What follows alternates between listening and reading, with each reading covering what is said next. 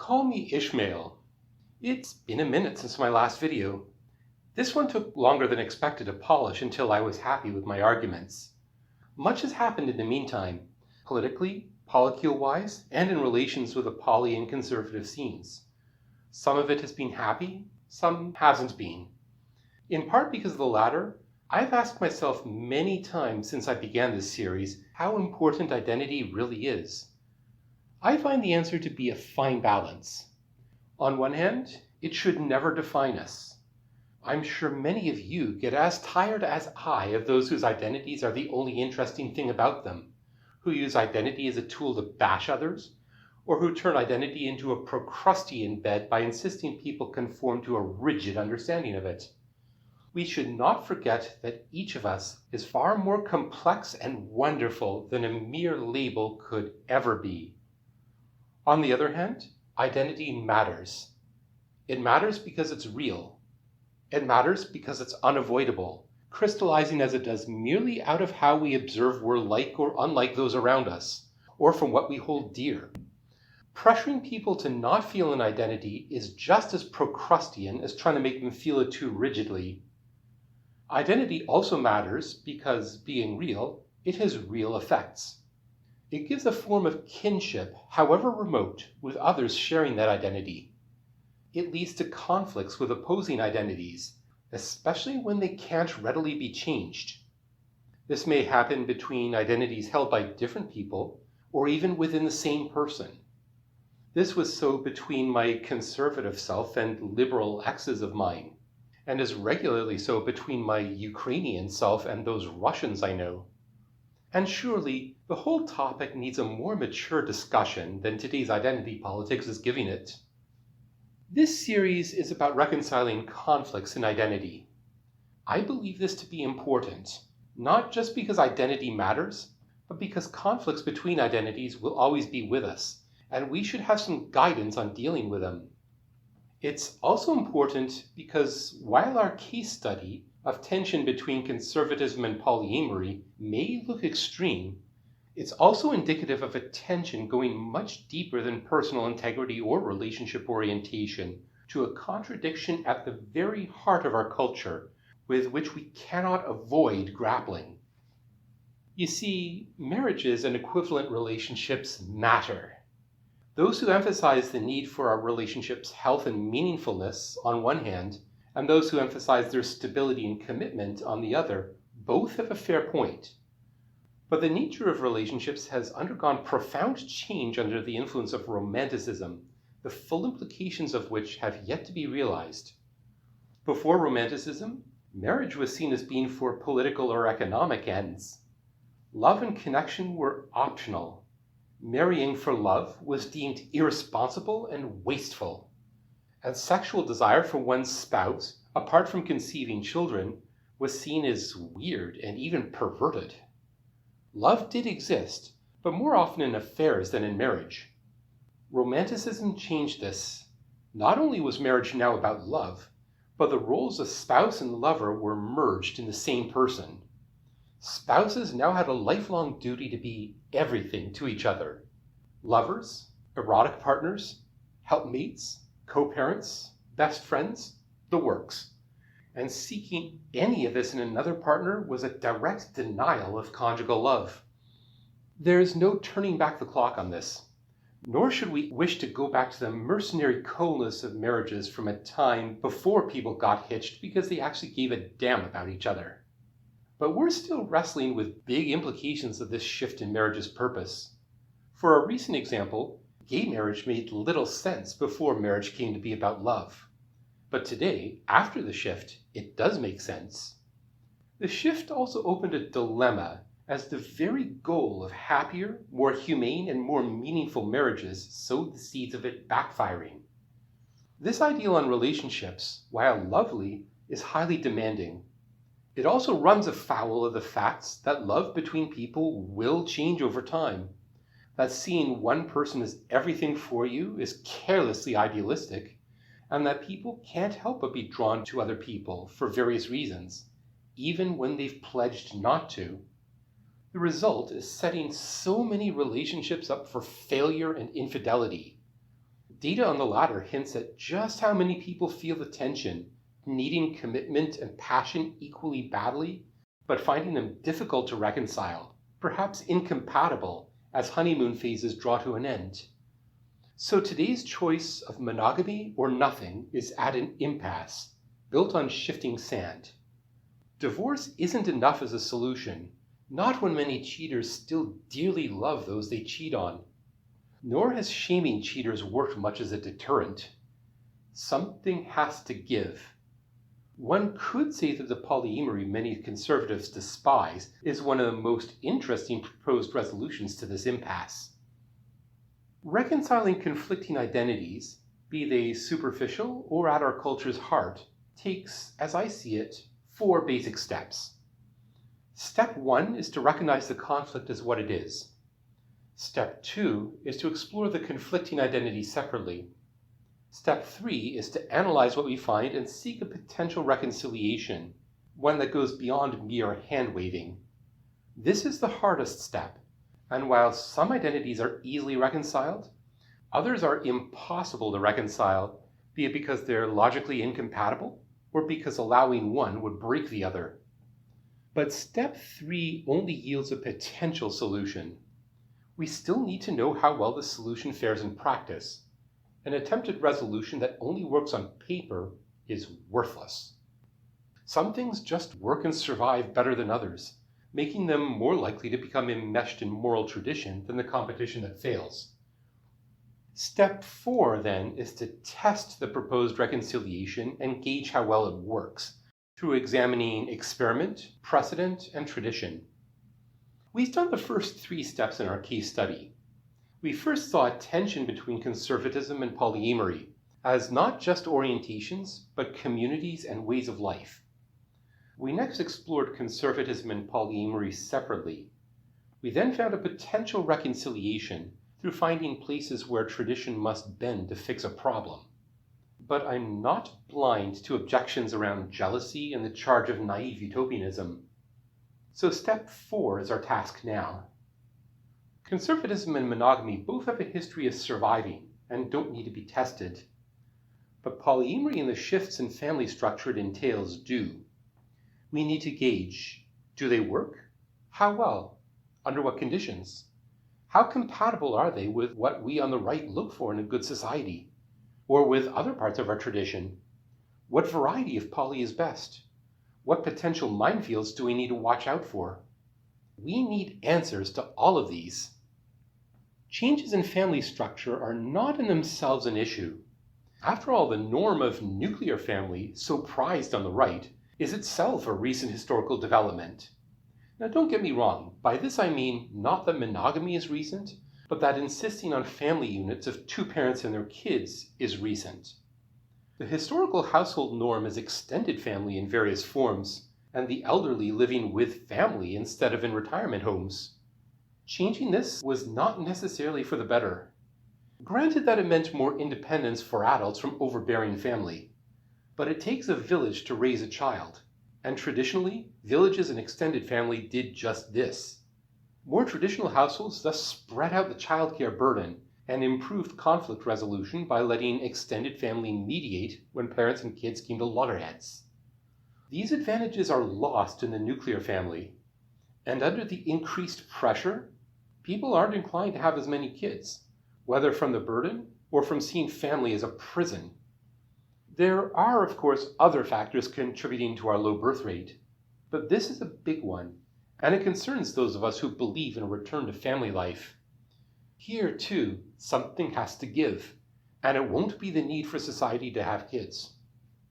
So what matters is not the fact of change, but how organic a particular change is and how well it works. And we do have precedents for polyfamily structures in the West, in enough variety to help us tell what types of polyamory fare best in the face of natural selection. Whether today's network variety or some other is the most suitable candidate for inclusion in our tradition. Not all precedents are equally useful. I here set 4 principles as boundaries within which we'll look for precedent. First, the most useful precedents are from those cultures most closely related to and most similar to our own. Thus, priority is given to Western precedent. Other cultures may shed useful light on our own, but their precedent must be used with caution. Second, we need a level of certainty on what the precedent even is. We thus leave aside all precedent from before the dawn of agriculture. Some authors do use such precedent, but I can't, both as cultural conditions then were too different from today's, and as much written about prehistoric sexual relations is little more than speculation. Third, the spirit of polyamory requires that relationships be meaningful. We thus leave aside cases of powerful men with big harems. These men were doing not polyamory, but trophy collecting, as it's impossible to have meaningful relationships with that many women at once. Fourth, cases of clandestine bigamy or affairs will not be considered, being cheating and perhaps serial monogamy. A significant amount of precedent remains within these boundaries, enough that we need to make this episode a two-parter. Let's examine it in roughly chronological order.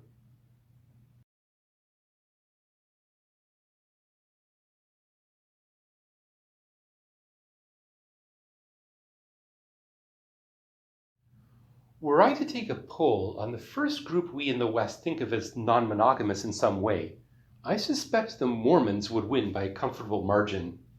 Polygamy was a distinctive practice of the early Mormons, officially endorsed for about 40 years before being disavowed, and some breakaway groups still practice it. The early Mormons weren't the first or only group in the West to allow polygamy, only the most prominent. It appears to have been of some significance in Celtic and Slavic cultures, for instance, until stamped out by Christianity. But most precedent for polygamy is non-Western. It's found in the Islamic world and in most traditional societies across the globe. In fact, much of my thinking on polygamy has been shaped by discussion with an African man I know who grew up in a polygamous family. Polygamy is the practice of plural marriage. If a man marries more than one woman, that is polygyny, and if a woman marries more than one man, that is polyandry. There is some dispute over how polygamy and polyamory are related. On one hand, polygamy technically fits the definition of polyamory, but on the other, polygyny and network poly build on different ethical assumptions, are found in different subcultures, and appeal to different kinds of people. In the West, polygyny is tied to fundamentalist religion and well-defined gender roles, and network poly to a liberal egalitarian environment with little use for gender roles or religion. My take on this dispute is that polyamory is an umbrella term, big enough to cover both polygamy and network poly. Forms of it may appeal to people across the political spectrum, but different forms fit with different environments. Perhaps the helpful question to ask is why? That polygyny is associated with fundamentalism has led to it getting a bad rep of being a patriarchal power trip oppressive to women. I find that this isn't intrinsically so. Granted that there are some situations where polygyny is oppressive, but oppression comes from abusers and abusive situations, which can be found in any relationship structure. Polygyny is compatible with healthy and voluntary relationships. In the polygynous Darger family, which played a role in getting polygamy decriminalized in Utah, the Metamor wives were clearly not coerced into the household. Its members point out that some people find polygamous marriages joyful, and that those miserable in them are overrepresented in popular narratives. The wives in the polygynous Brown family in the Sister Wives series weren't coerced either. They were free to leave, which 3 of them did when their marriages broke down. Indeed, some commentators point out that polygynous households are often surprisingly matriarchal in practice. The Metamor wives are not just rivals for the husband's attention, but a team and allies against mutual threats, and can even gang up on the husband. In Sister Wives, the engine that kept the family going was not the husband at the hub, but the relationships between the wives, who, despite their disputes, formed bonds with each other at least as strong as those with their hinge hubby. I find this matriarchal aspect and mutual support between Metamor spouses to be an essential feature of polygynous households that work. My African acquaintance corroborates this, He notes how often wives in polygynous families develop camaraderie between them. Polygyny also allows household work to be divvied up among more hands and leads to a lighter overall workload. That said, sometimes metamor wives have different dwellings, both with the Browns and in Africa, to reduce disputes and have places of retreat. Polygyny has a further potential pro for women in that older and middle-aged women in it, and in network poly, have more value in the relationship marketplace than they do in monogamy. In monogamy, men who want kids of their own can only go for women in their prime years of their fertility. But in polygyny, they can afford to be with women past their peak fertility, as they can also be with younger women and give them more experienced mentors in the process. Everyone has more options. Polygyny isn't by nature harmful to kids either. My African acquaintance was perfectly happy growing up in that environment, and the Browns, for all their flaws, were good-natured and loving to their kids. This all cleared up. What can we observe about polygyny? First, polygamy, or at least polygyny, has a long history of working, of staying power, and of being compatible with a stable society. It's been around for millennia, and even in the US, it's lasted longer than network poly. It shows no signs of dying out in breakaway Mormon groups, and the flagship Mormon church, despite internal critics, only abandoned it under fierce outside pressure. This said, polygamy works better in some social conditions than others. One issue breakaway Mormon groups have is the need to expel many young men from the community to allow the remaining men multiple wives. Polygyny works well if there's a surplus of women relative to men, but with more or less equal numbers, we get an underclass of men effectively discarded as redundant through no fault of their own. And I have a problem with setting ourselves up for tragedy by letting such men fall through the cracks. Of course, network poly, in which anyone can have multiple partners, doesn't share this drawback.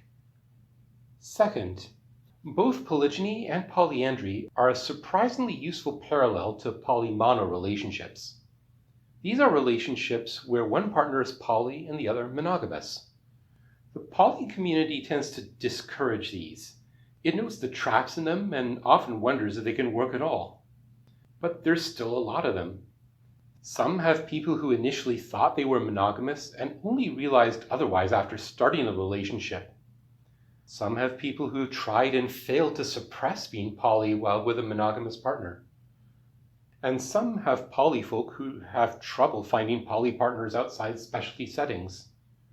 Polygamy, when done in a healthy way, serves both as precedent for polymono relationships working if handled right, and as a template for approaching them. Third, traditional cultures may have either polyandry or polygyny, but never both in the same culture. One sex will remain monogamous, regardless of its wishes. Further, polygyny is allowed in over 80% of traditional societies, while polyandry is fairly rare in about 0.5% of such cultures. Further yet, apart from cases where polyandrous unions are there for political reasons, the men sharing a wife are typically brothers. Households with unrelated co-husbands do exist, but the research finds them to be much more strained and unstable, as well as much rarer. No such restriction exists for co-wives in polygyny. Tradition evolves as it does for a reason. So why these differences? Why is polyandry essentially a vestigial curiosity? Polyandry does have some big drawbacks relative to monogamy or polygyny. Having multiple wives allows a man to have a larger number of children, and indeed many polygynous men see this as a draw, increasing the pool of workers in the family. But this doesn't happen in polyandry. For polyandrous unions, the woman, being the only woman, is expected to provide sex almost constantly. Another drawback is over paternal investment in offspring. People are generally more inclined to care for their own kids than for other people's. In polygyny, both parents are known. The only theoretical barrier to good paternal care is whether the father has stretched his resources too thin. But in polyandry, the father's identity is always uncertain, and many polyandrists cite this as a disadvantage. Where metamor husbands are unrelated, that's a disincentive from caring for offspring. But where they're brothers, they know that any of them who isn't the father is still an uncle, and as family still has an incentive to look out for the youngster. It seems that polyandry is not so much something desired by any of the parties involved as a practical solution to problems not seen elsewhere. There may be a link to a surplus of men wanting to find a wife, but resource scarcity seems to be a bigger motivation. In some Himalayan cultures, for instance, marrying all brothers in a family to the same woman allows a family to pass on its scarce lands intact instead of splitting them into unsustainable small plots. Much of medieval Europe approached this goal differently, through primogeniture and disinheriting younger sons who found their way into monasteries and military adventures. Linked to this, inequities that exist between older and younger brothers are less likely to be tolerated by unrelated co-husbands. One might object by floating the concept of partible paternity, which exists in some polyandrous tribal societies and even did in pre-Roman Britain. But I doubt this will work beyond special cases, especially in a society like ours where the need to know the father's identity is deeply embedded. Another concern with polyandry lies in structural differences arising from the society's kinship roles. Rights and duties of kinship in various cultures may come from either the father's or the mother's family. In a patrilineal culture, family identity and kinship connections come through the father, and child support and inheritance come from him. A matrilineal culture is the opposite. Family identity comes only through the mother, and the father is not even considered family. Men still have to raise and protect kids, but child support and inheritance come from the mother's brothers, never the father. Cultures may be patrilineal or matrilineal or bilineal, where kinship on both sides is recognized. J.T. Fraser noted how often polygyny was tied to patrilineal societies and polyandry to matrilineal ones. He also observed cultures transitioning from matrilineal to patrilineal, but never the reverse. A 2013 study of Central Africa by Vertu et al. Observes the same, as societies shift from hunter-gatherer to agricultural or pastoral. That kinship type is connected to the type of polygamy that works should be no surprise. These societies' differences lead to very different internal logics. In a patrilineal world, paternity certainty is very important, as that determines who cares for a child.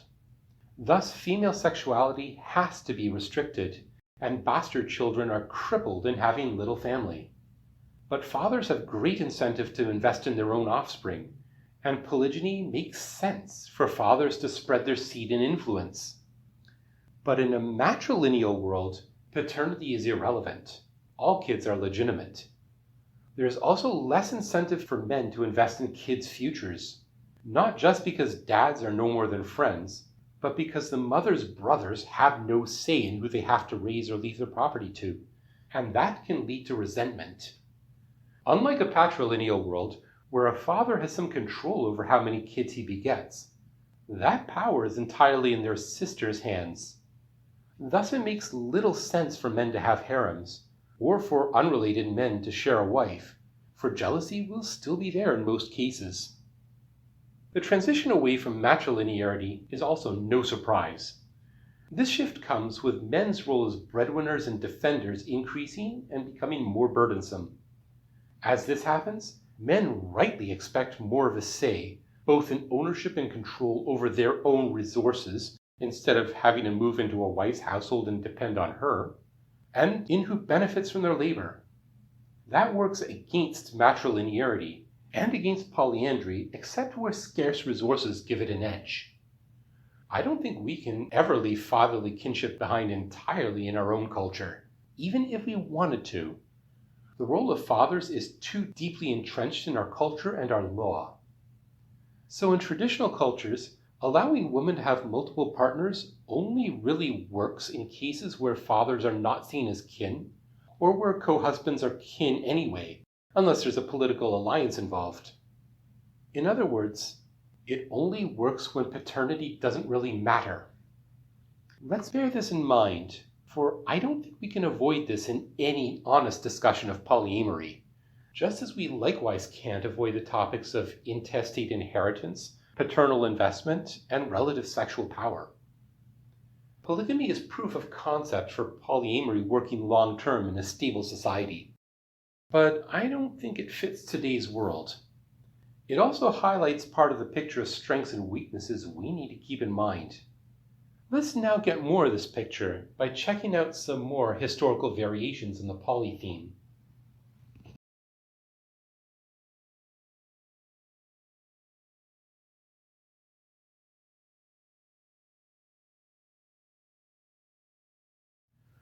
The city-state of Sparta had a rather unique social structure in classical Greece, and its distinctive norms included elements of polyamory.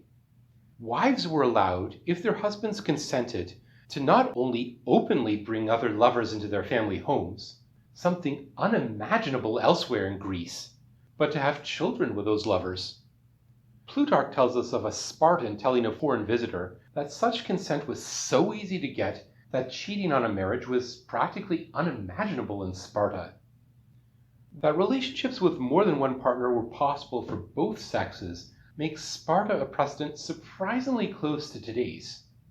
Further, Sparta's system had enough staying power to last a half millennium, and based on what we know, it seems not to have had more issues with jealousy or raising kids than today's monogamy. So how useful is this precedent? Well, Sparta's relationships, like the rest of its culture, cannot be separated from their historical context. They can't be separated from the overarching system they're part of, which was based on militarism. Sparta could be described as an army with a state rather than a state with an army. It was a feared military power that controlled its citizens' lives far more than the other Greek states. Their entire society evolved to reflect this.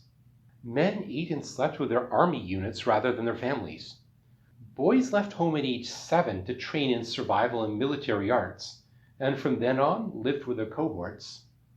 Sparta's polyamory was thus directly tied to the fact that its family ties were weak, and that weakness was deliberate, with families losing exclusive control over their kids. Most state-level societies have strong families as their fundamental building blocks, but Sparta built itself as an army, and thus the military unit replaced the family as society's fundamental unit of cohesion and bonding. This had consequences. One was that paternity was not that important, though for different reasons than in traditional polyandry. Property was owned by the state, not families. Spartan men thus had nothing to bequeath, as they had only a life interest in the homes the state assigned them. Elder care was extended by the community and the military group. Likewise, children's primary value was service to the state, as recruits and bearers of recruits. Hence, childcare was assumed by the state beyond a certain point. The reasons why paternity mattered so much elsewhere in Greece, indeed most of the world, simply didn't hold in Sparta. Paternity had only one big function, determining a child's citizenship.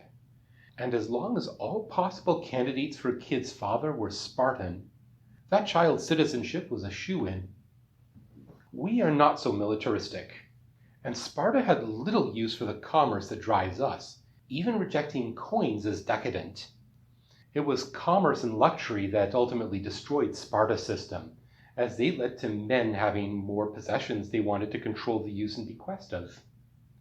But our parallel with Sparta in this is still close, due to how families' functions change when the background political and economic climate does. Mortimer Adler points out how in traditional agricultural societies, and states built on their backbone, the production of household goods largely depended on the family. There was an internal division of labor to produce food, clothing, and other goods everyone used, and all members shared the benefits. Some goods were exceptions, like those from specialized industries or state mines, but the family was central. Sparta's society and ours shifted this. Sparta was probably forced in this direction by its relatively small population needing to control a large serf class of conquered Helot peoples.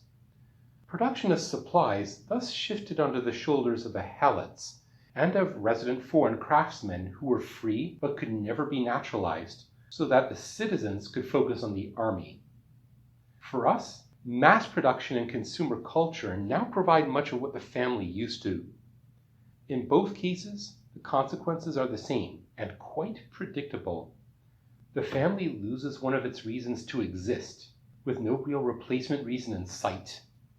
Family can even be a liability, especially with younger kids being barred by law from being more than a trivial part of a household's economic life. There's little more than sentiment upholding family or monogamy now, and we know how cheap sentiment is. In fact, family's situation is more precarious with us. In traditional societies, families stayed in more or less the same area. Family members thus regularly saw each other and were a known quantity one could trust and vouch for. Even in Sparta, relatives would remain in Sparta except when on campaign. But our society is much more mobile, so that families spread out and lose touch. I myself probably wouldn't recognize any of my cousins if I saw them. Here, too, a key function of family is lost as kin become strangers. Compounding this is how today both parents in a family are regularly in the general workforce. I have no quarrel with the principle of having enough money to support one's family.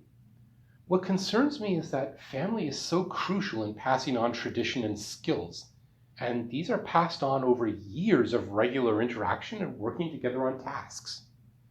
This doesn't happen if parents are too tired after a workday to do more than heat up a TV dinner. So another function of family is eroded, and more people grow up rudderless. All this concerns me. I want to see stronger families as a foundation for society, a check against intrusive powers, and a fallback for when broader society breaks down. But polyamory in Sparta, like today, exists in a context where family and its benefits are eroding. And conservatives need an answer to the question of what society's fundamental building blocks are and how we uphold them. In today's poly, they aren't military units, but the poly community's soul seems split between radical individualism and rebuilding family in a modified form. The latter I could accept if we can get it to provide family-like benefits, but the former I can't. This state of flux needs to be resolved. Where else might the parallel be of concern? Well, Sparta was pretty repressive. This is unavoidable wherever cohesion and social welfare relies so heavily on the state. One irony of history is how repressive societies are often more egalitarian between the sexes than our free ones. The Greek city-states and the republics of Renaissance Italy both exemplify this trend. It's not clear that we're an exception. Today's poly coincides both with efforts to expand equality between the sexes, the races, and the sexual orientations, and with efforts to enforce that equality built around downplaying free speech and other basic liberties. Then there's how Sparta's system was crushingly expensive to maintain. This is always so with extensive government involvement, whether in maintaining a huge army or a big welfare state. It's curious that both Sparta's and our polyamory draw on an environment where the government has taken over much of the support families and churches used to provide. Sparta's close parallel to our world not only shows us that polyamory can work in it, but suggests what we need to pay the most attention to as we explore not just sexuality, but the general structure of our society.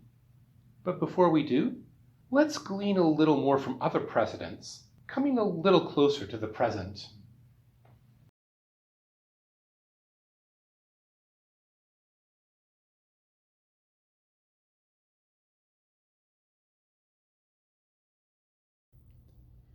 Returning briefly to polygyny, one may ask why the Mormons revived it when it was effectively dead elsewhere in the West.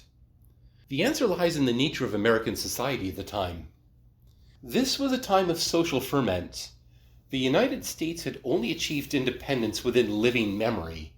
Its culture and identity were still young and developing, and while they drew heavily on their British past, they also deliberately flouted that past, experimenting and exploring the new to forge their own way. And for the most part, they believed in the goodness and ability of people to do that exploring. So explore they did, in practically everything. They were also deeply religious. It could be argued that faith was one of the biggest forces binding early America together. It was regularly drawn on in debates. That is, until they found religion able to support both sides equally over the slavery issue. Putting these trends together, it's no accident that many Americans explored new religious paths.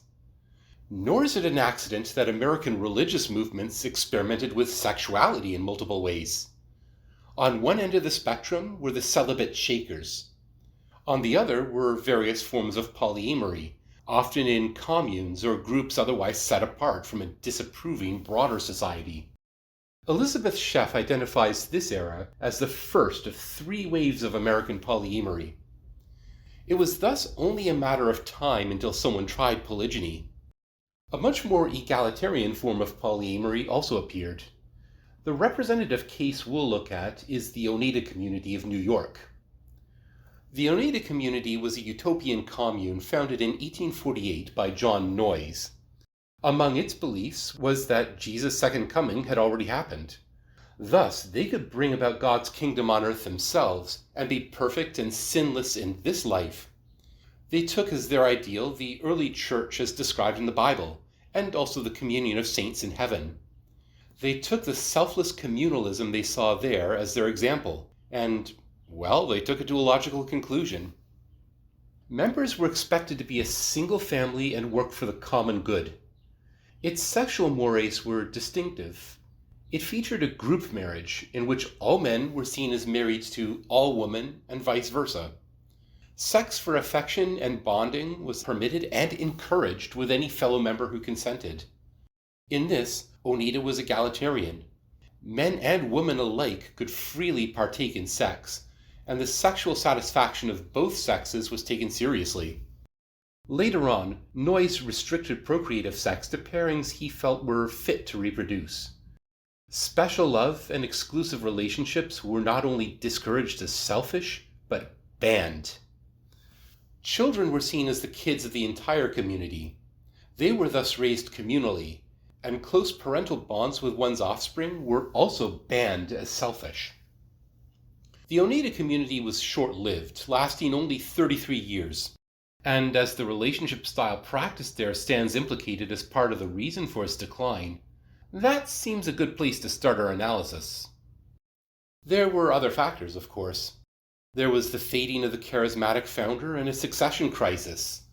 There was the spread of individualism, leading to resentment against group intrusion into personal affairs. There was the spread of new scientific ideas that undermined the commune's religious basis. There was hostile outside pressure against free love communes as well, coming with the charges of aiming to end marriage and destroy the prevailing moral order. Boy, do those charges sound familiar. However, relationship structure would likely have been decisive even without outside pressure. As the founding members grew older and started dying off and otherwise losing power, those who had grown up in the commune came into their own. They didn't share their parents' formative idealism or influences, and increasingly resented and rejected facets of the community that their elders had held dear. The fundamental practice of denying special love was especially hated. Rather than seeing exclusive relationships as selfish, as Noyes had, they increasingly felt the lack. They acted on forbidden special love, and they refused to continue with the group marriage. The group marriage was abandoned in 1879, and young couples took on monogamous unions. When this happened, the commune's entire ideological structure collapsed. All that remained was debates on the best way to reorganize the commune. It transformed into a joint stock company in 1881. There is no separating the lessons of Oneida from its group marriage and its lack of special love. This applies both to the lack of special sexual love and to the communal raising of children with all adults as equal parents. Aristotle reminds us that trying to spread our love equally to society at large, or to the broader social group, tends to instead spread our love too thin and lead to apathy. Those who joined Oneida overlooked this in their idealism. By contrast, those who grew up in it felt the lack of special bonds and of people they could call their own and be loyal to. Nor is Oneida unique in this. We find a close parallel in the kibbutzim, the collective farms that played a big part in building modern Israel. They too were utopian communes, influenced by Zionism and socialism, and they too collectivized child rearing and community life. This was tempered by the importance Judaism places on family. So monogamy was normal, and parents did spend special time with their kids. But most of the kids' lives were spent in children's houses and being the kids of the whole commune. Those raised in the kibbutzim give mixed reviews. They report both happy memories of communal life and how that life could never replace the love and nurturing they didn't get enough of from their parents. The kibbutzim's decline also closely parallels Oneida's. External forces did contribute, such as communism's failure in Europe and increased individualism and capitalism in Israeli society. But dissatisfaction from kids and parents alike over the lack of special bonds was also important, and also kids not sharing the ideals that drew their parents in. Oneida and the kibbutzim, then, drill in the importance of special bonds, both romantic and parental. Oneida's group marriage model and its attempt at partible paternity did not work. To be fair, there are limits to this point. Oneida had over 300 members at its peak and expected its children to join the group marriage when they came of age. There was no way around special love becoming an issue. Today's group marriages don't share these things that made Oneida dysfunctional. They typically have a mere handful of members, bonded by special love, and they die with the members. So a group marriage can work despite its challenges, provided the love is always special and the group remains small enough. But the issue isn't just one of scale. I've lost track of how many commentators note how triads and quads, the simplest and most stable of group marriages, are among the more difficult poly-arrangements. We should not overlook this. Network poly isn't as vulnerable to the drawbacks group marriages have. It's entirely built around connections of special love. It doesn't have the problem of scale as far as I see. Polycule size would affect how many people could live together in a kitchen table setting, but should not otherwise affect a polycule's overall stability. The need for a cap on the number of primary parents in a child's life, of course, applies to both relationship formats, as does the need for close bonds in the early years. But is this cap at 2 people, or a larger number of adults living as family? And does it matter whether they're all primary? That it can be more than 2 is suggested by today's many kids of divorced and remarried parents. I also personally know some members of a 6-person polycule living as a household who raise their kids as equal parents. I don't see any maladjustment in these kids. Yet I remain wary.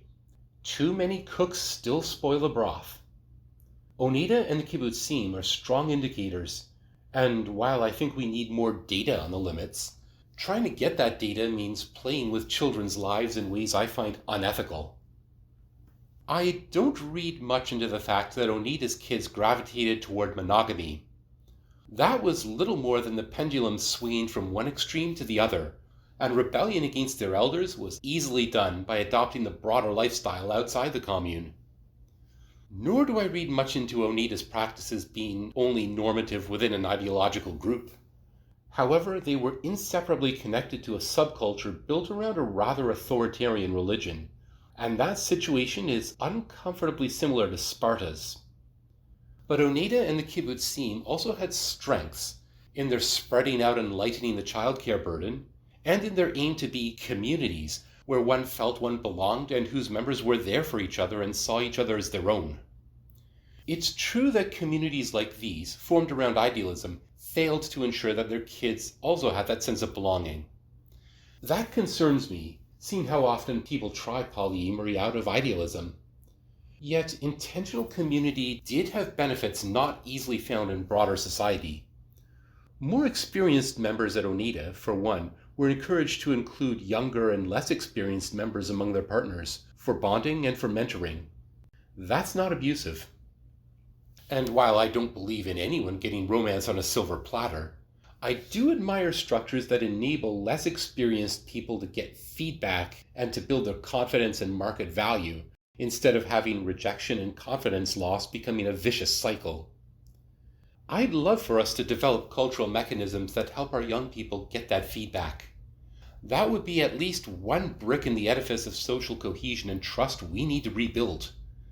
How we can do that remains to be seen. I see it as at least marginally more feasible in a network poly setting than in monogamy. But what they came attached to at Oneida was unacceptable beyond a small size.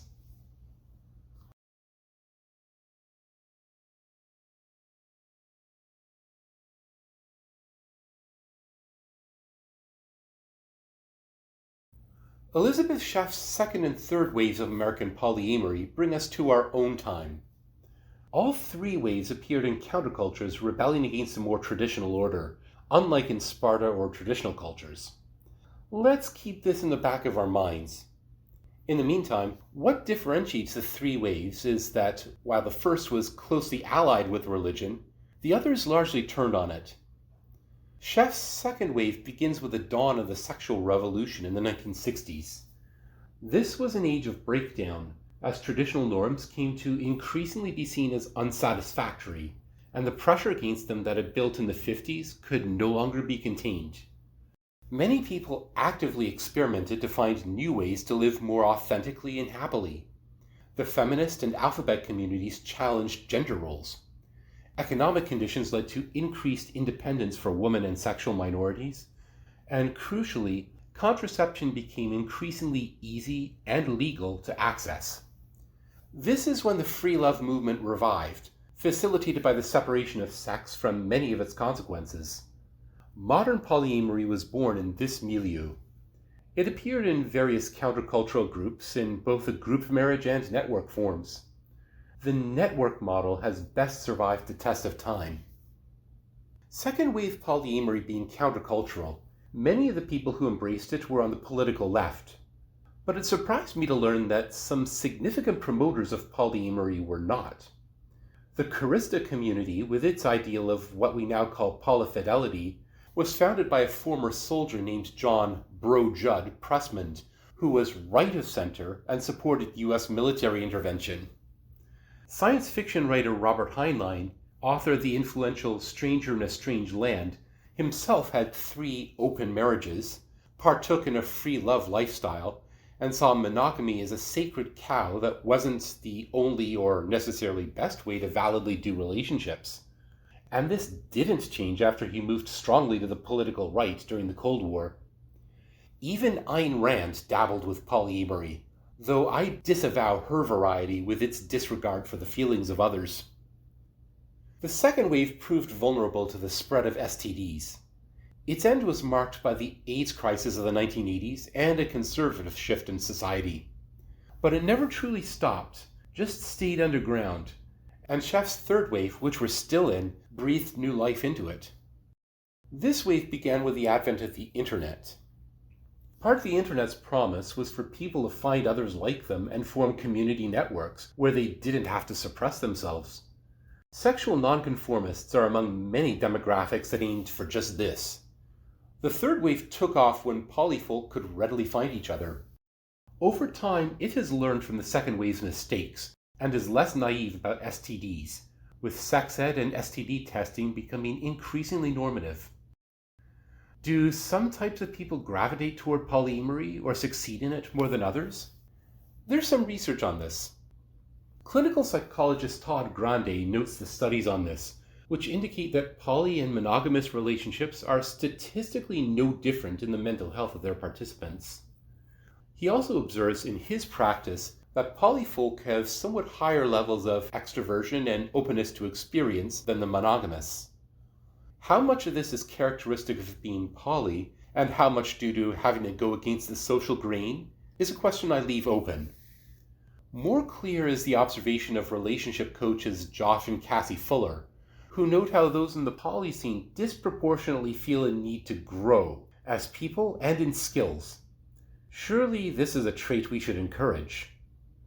Studies also show that this wave of non-monogamy has many conservatives as well as liberals, just as did the second, but they gravitate towards swinging more often than polyamory. Clearly, the moral case for non-monogamy is strong enough for at least one subset of fellow conservatives to accept, but we should still ask why they preferentially lean against polyamory and toward other forms of non-monogamy. Part of the reason is no doubt that polyamory remains novel and unjustly stigmatized. So, too, is the present dearth of visible poly role models to follow. These reasons may shift with normalization. Another factor, this one of more concern, is the polarization of society in such a way that the poly scene is dominated by the hard left. Thus, the right-leaning non-monogamists go preferentially where they're less likely to get stigmatized for their views, to everyone's loss. Yet another likely factor is that despite polyamory getting to the roots of the tensions monogamy can raise, it has more radical effects on the culture than does swinging, and conservatives tend to be sensitive to shifts in the culture's logic. This doesn't make polyamory bad, but it does highlight the difficulty in gaining acceptance all at once. We'll return to this point shortly. How well does third-wave polyamory fare in relationship stability and compatibility with healthy social structures? Let's start with anecdotal data. I'm sure we can all think of polycules that have failed, perhaps even spectacularly.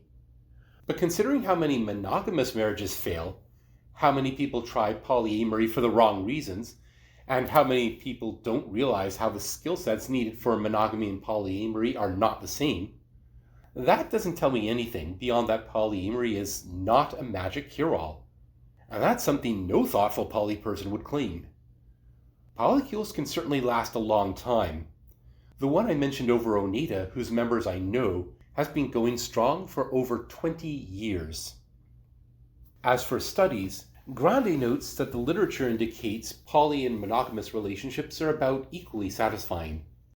He sees poly-specific challenges in having to prioritize and in resentment at not being able to love a partner more exclusively, but he doesn't note how the opposite stresses are found in monogamy. From this, I infer that as long as the type of relationship fits the type of person, the stressors that can lead to relationship failure are pretty much the same in both types of relationship, or at least comparable between them. This is promising, but I'd like to see more data to gauge fully, as would Grande himself. If I saw, as we did in some of the second wave, more cases of conservatives being involved in polyamory and countering both those who want to give the finger to social norms and the idealism so common on the left, that would be of considerable weight.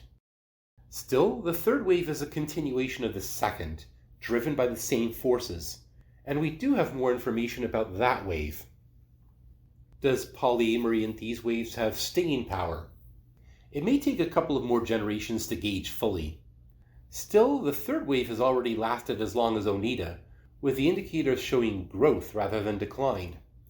People are still coming out as poly, and polyfolk are still having families, whether the kids share a household with their parents' partners or only meet them with similar frequency to aunts or uncles, if at all. Numbers on these trends are tricky to tease out, but we do have some. Clinical psychologist Margie Nichols estimates that over 1 in 5 American adults have tried a poly relationship at some point, and about 1 in 50 are currently in one. Grande gives a larger figure of 1 in 25 currently in one. More narrow, but more interesting, is a 2021 paper by Moores et al., who find that 1 in 9 American singles have tried a poly relationship, and 1 in 6 either want one or would be agreeable to one, including a third of those who've already been in one. Expanding from polyamory to non-monogamy in general, I note 2 YouGov surveys from 2020 and 2023, both finding that about a third of participants wanted something other than monogamy as their ideal relationship, and about 10% wanted complete non-monogamy. These numbers are higher among millennials than older generations. And similarly, opposition to plural marriage is also lower among millennials, at about half of them as opposed to 2/3 for the general public. Again, precise figures are tricky to get, but the numbers we do have are encouragingly high, and suggest there's a staying power just from people naturally interested coming in, as long as they know about it and about what traps to avoid. Also of interest is whether the kids of network poly households end up as poly themselves. I'd love to see unbiased studies on this.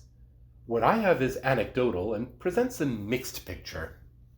Some people raised in a poly environment report that they want nothing to do with it themselves.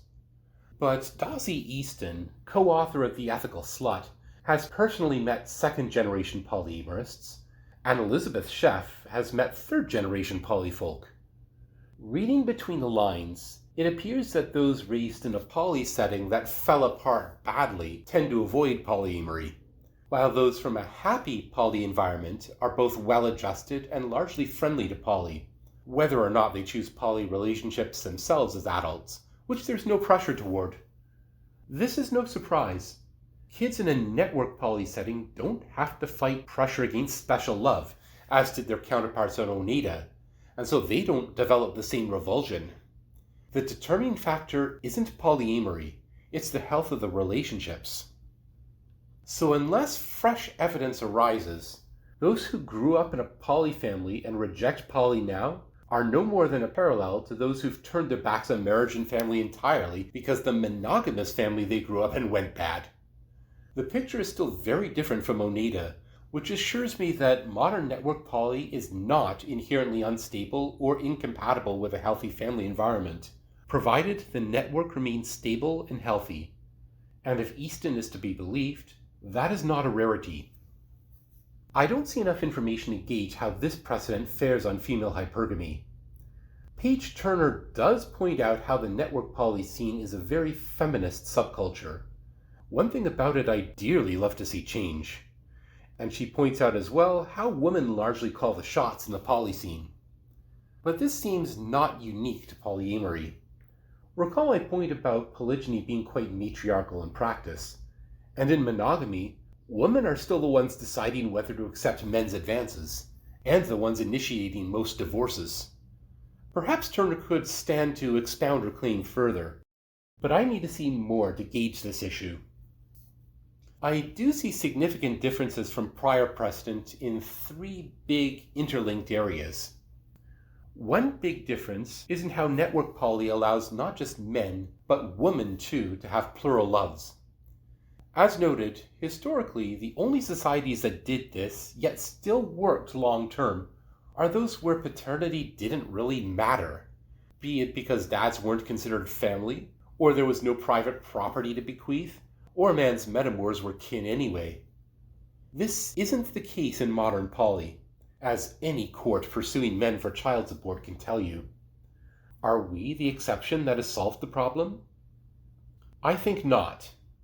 Granted that social circumstances have changed, in better sex ed and family planning tools, and in negotiations with partners and metamours on planning households. But norms on these should be considered in a state of development, and human nature has not changed. It's risky to rely on new technologies so heavily, as convenient as they are, if only because I doubt they'll be with us forever. It's unclear how far these developments really go to diffuse jealousy. They didn't in Tori Ojeda's case. Why might we think we've got around the problem? I see two potential reasons, both of which cause me concern. One reason is that paternity might not matter as much because we're simply not bringing the kids into the world. Don't get me wrong, there are poly families with kids, including some that had kids while poly. And to be fair, economic conditions bear some blame for this. But I don't forget the research showing that the average ratio of kids to adults is higher in monogamous families than in non-monogamous ones.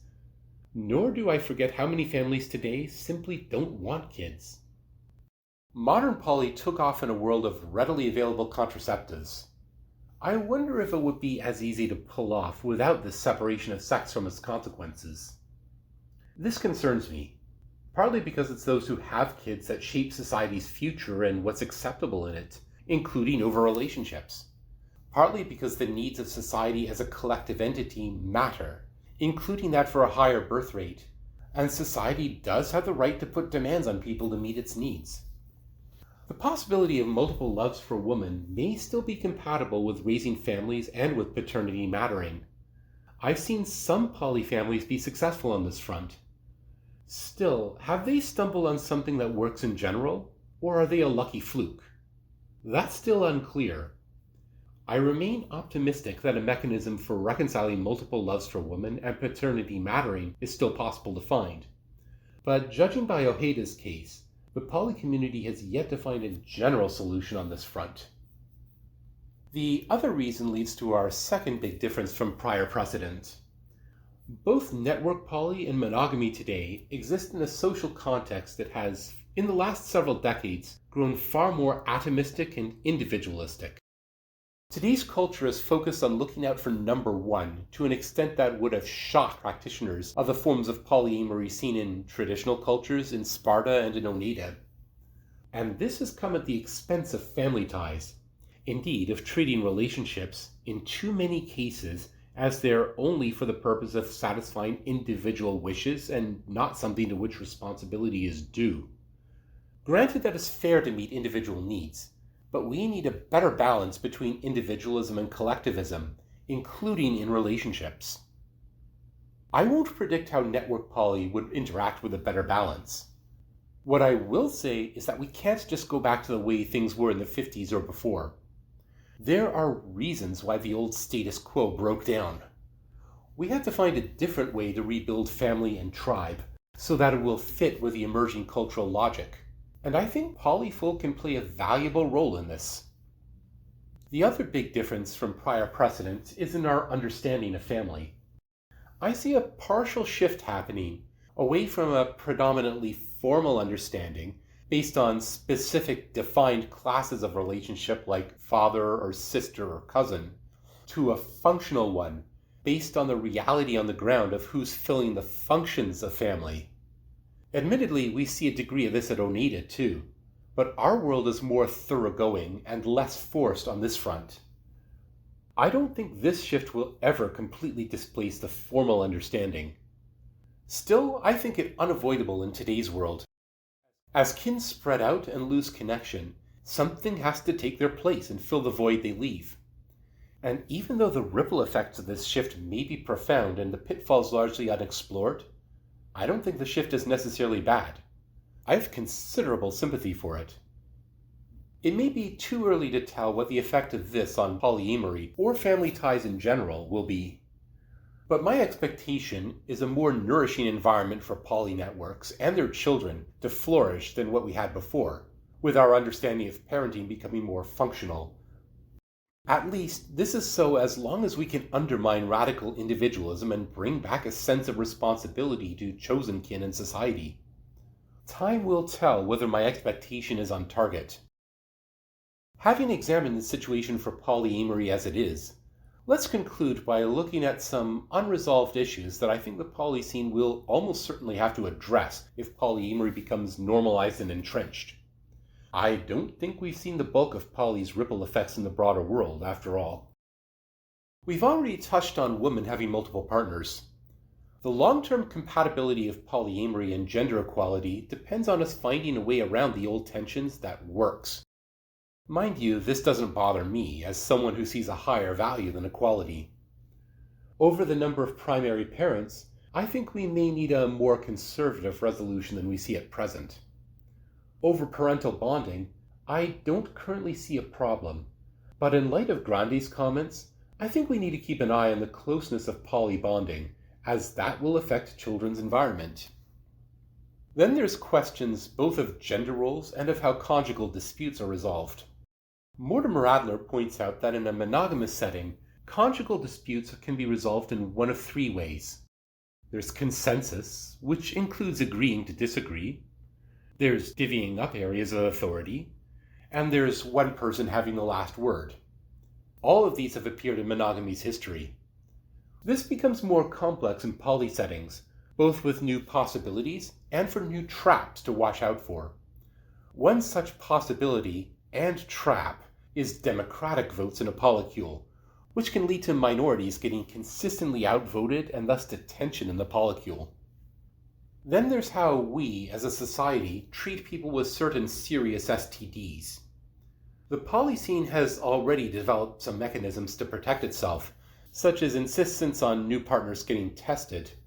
And because of this, as the Multi-Amory podcast points out, the per capita incidence of these STDs is lower among openly poly folk than among the monogamous. But the facts remain both that not everyone will be so careful, and that the same patient who in monogamy could only infect one partner at a time can now infect a whole polycule at once. The risk to public health is orders of magnitude greater, and surely society as a whole has the right to make rules to protect itself. I foresee a real possibility of the same society that relaxes its stance on polyamory becoming far harsher on patients with serious STDs. Overall, the precedent assures me that modern network polyamory is morally acceptable. It's taken root, it's gaining acceptance, and it shows no signs of going away. I think it deserves to be taken seriously for potential inclusion in the mainstream. But as we've seen, there are still issues that are unresolved or that need to be gauged. Polyamory needs to organically develop further. And importantly, this has to happen in a setting with a wide range of political views, so that it grows into a way of life people from any side can be comfortable with, instead of a permanent special interest of a narrow niche of society.